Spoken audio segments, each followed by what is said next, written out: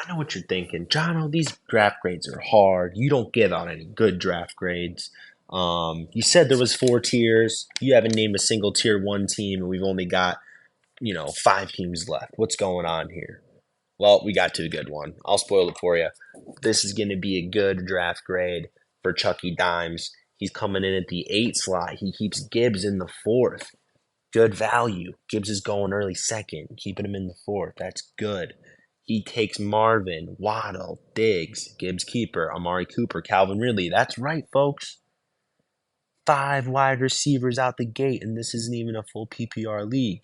Brock Bowers, Cortland Sutton. He still hasn't drafted his RB2. What's he doing? Chase Brown, J.K. Dobbins, Aaron Rodgers, Jaleel McLaughlin, Troy Franklin, Michael Wilson. Best pick. I don't think it's that much of a reach to take Jalen Waddle in the early second round, especially in a keeper league like this. It's really like the end of the second round. Um, he might catch a million balls this year. Um, I really like Gibbs as a keeper. I just have to shout it out. That's such a good keeper to have.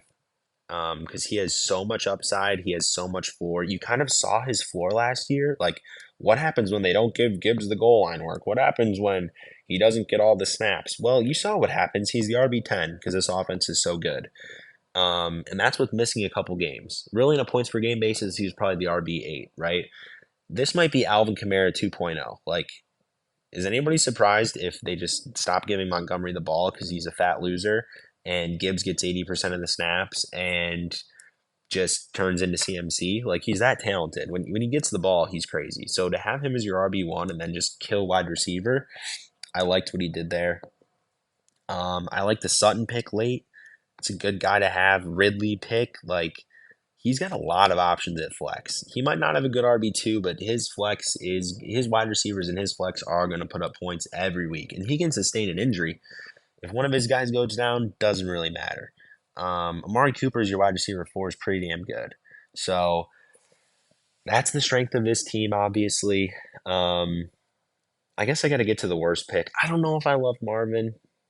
I don't know if I love Marvin. I wonder what Charlie would say if he could say he could have a do-over because of how strong he is at wide receiver. I think this team would be insane if he had Jonathan Taylor or ETN instead of Marvin Harrison Jr. And then if he just drafted exactly the same as he did. Because then what does that make? Waddle's your 1 instead of your 2. Diggs is your 2 instead of your 3. Amari's your 3 instead of your 4. You see what I mean? Doesn't this team just look a little bit better?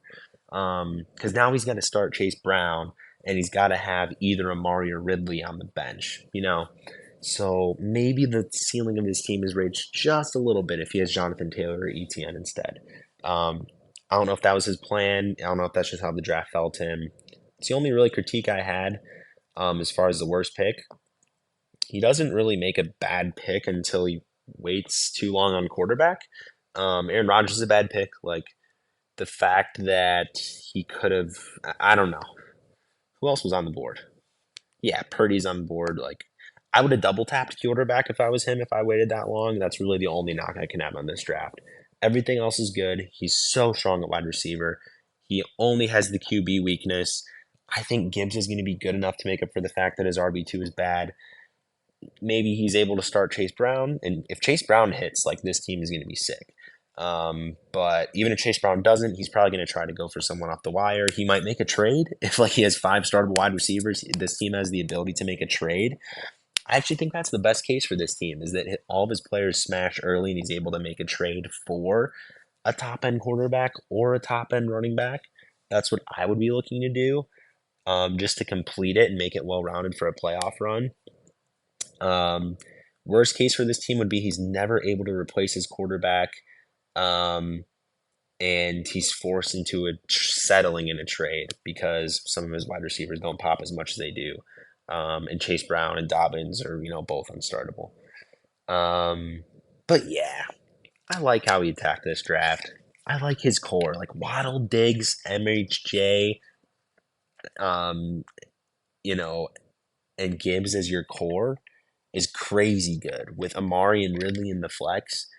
And Bowers, like the upside of Bowers, if he's their second option in that offense and he can rake in some targets, like, that's what I like. I like that about this team. It's in tier 1, B plus draft grade. I said some of the things I would have changed and maybe he would change as well. So I can't give it like an A, but it's in tier 1. It says championship upside. He's a couple moves away from holy crap, there's no weakness on this team. He's one waiver wire QB away from whatever, right? One Bachbauer's breakout from, you know, going nuts. So Chucky Dimes coming in with the B plus tier 1.